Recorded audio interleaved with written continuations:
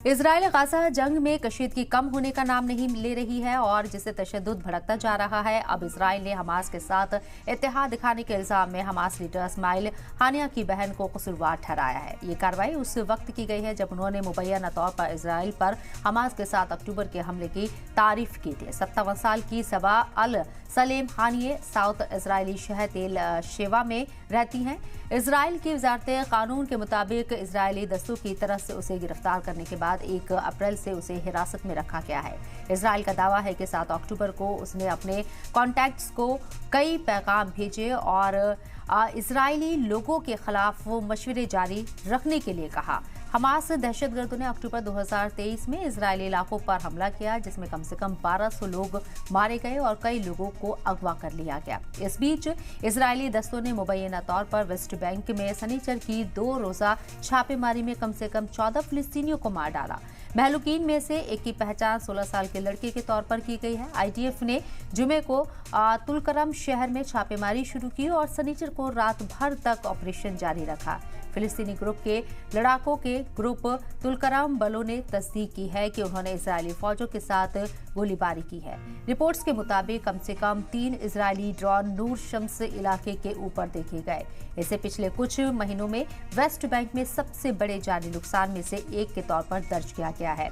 IDF के मुताबिक cross firing में कम से कम 4 फौजी जख्मी हुए हैं। वेस्ट बैंक के अल मुखैयर गांव में इजरायली शहरियों के हमले में कम से कम 45 लोग गोली लगने से जख्मी हो गए।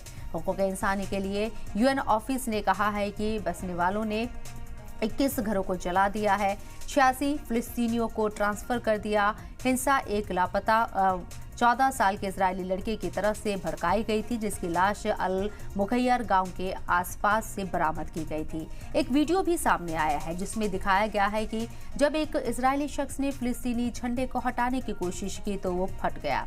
वीडियो वेस्ट बैंक के करीब एक मैदान के पास रिकॉर्ड किया गया था जिस शख्स की पहचान इजराइल लेवी के रूप में की गई है। उसने कहा है कि धमाका जमीन के नीचे था और बगल में विस्फोट हुआ, ना कि सीधे उसके पास। वीडियो में महिला की दोस्त को फिलिस्तीनी रियासत की अपील करते हुए सुना गया था।